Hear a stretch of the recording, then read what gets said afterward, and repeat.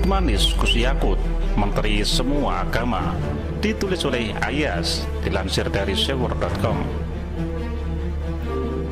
Menjadi menteri yang baik bukan tentang seberapa tinggi pendidikan, bukan juga tentang seberapa banyak kekayaan.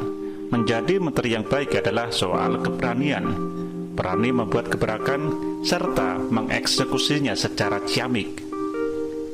Hal tersebut nampaknya terlihat dalam diri Menteri Agama, yaitu Gus Yakut. Beliau hanya lulusan S1, bukan doktor, apalagi profesor. Bukan pula lulusan luar negeri. Beliau hanya seorang putra kiai yang menjabat sebagai Panglima Banser, itu saja. Sekilas nampak tidak meyakinkan untuk menjabat posisi Menteri Agama. Sekilas masih banyak yang terlihat jauh lebih pantas. Namun, seperti yang sudah dijelaskan, menjadi menteri yang baik adalah soal keberanian. Keberanian ini mulai tampak nyata ada di dalam diri Gus Yakut. Debut Gus Yakut sebagai Menteri Agama sepertinya tampak manis dan berjalan mulus. Tidak terlalu banyak retorika, namun langkahnya pasti. Saat pelantikan, beliau menegaskan bahwa agama harus dijadikan sebagai inspirasi, bukan aspirasi. Beliau juga berharap hal itu diterapkan dalam banyak cara, diantaranya saat berhubungan antar umat beragama, kemudian bisa juga dalam menghadapi pandemi COVID-19. Dia memulai gebrakan rencana akan mengafirmasi kelompok beragama minoritas, seperti hak beragama warga Ahmadiyah dan Syiah, juga warga beragama Katolik yang susah mendirikan gereja Kristen. Dan sebaliknya, beliau tidak mau ada kelompok beragama minoritas yang terusir dari kampung halaman mereka karena perbedaan keyakinan. Rencana ini cukup membuat heboh, sebab Syiah dan Ahmadiyah begitu dibenci oleh umat Islam. Tidak terkecuali NU. Tidak sedikit warga NU yang benci dan menolak Syiah dan Ahmadiyah. Kalau terhadap non-muslim, NU justru terlihat bisa hidup berdampingan. Pada penyelenggaraan Natal tahun 2020 lalu, Gus Yakut meninjau misa Natal di GPIB Immanuel atau Gereja Belenduk, Semarang, Jawa Tengah. Beliau berbicara dalam kapasitasnya sebagai Menteri Semua Agama. Beliau menjelaskan kedatangannya menyampaikan harapan agar antar umat beragama bergandengan tangan untuk menyebar kedamaian. Sikap Yakut tersebut menuai pujian publik.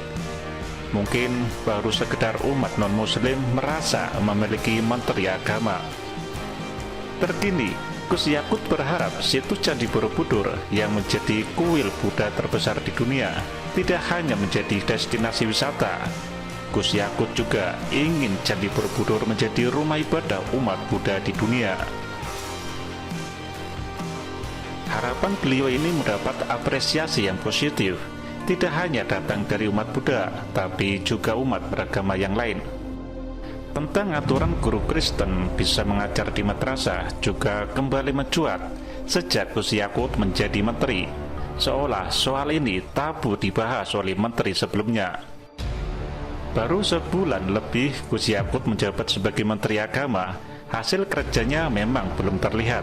Masih sebatas pandangan, wacana dan rencana. Namun, salah satu yang cukup positif, beliau cukup berani mewacanakan sesuatu sensitif yang terlihat tabu untuk dibahas oleh menteri sebelumnya. Namun, dari wacana-wacana yang dilontarkan, terlihat sekali beliau orang yang inovatif dan futuristik.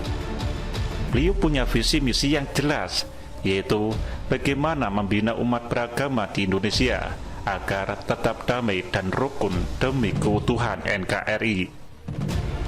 Tujuan beliau jelas, ingin membersihkan Kementerian Agama dari paham-paham radikal dan ekstremis.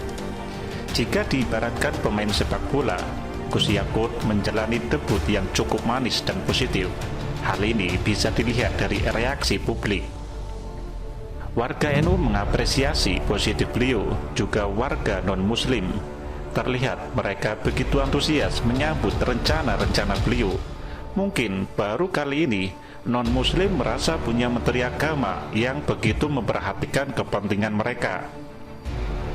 Debut yang manis dan positif belum bisa menjadi jaminan kesuksesan Gus Yakut menjadi Menteri Agama.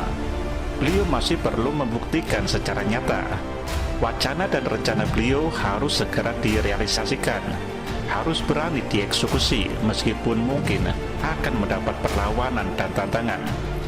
Jika hanya sebatas wacana dan rencana, nampaknya Gus Yakut tidak ada bedanya dengan menteri-menteri sebelumnya. Kiprah Gus Yakut masih seujung kuku. Belum saatnya memberikan pujian setinggi langit, namun tepuk tangan layak diberikan kepadanya, meskipun beliau masih harus membuktikannya lagi. Jalan masih panjang, batu kerikil masih banyak bertebaran, masih banyak yang akan menjadi batu sandungan.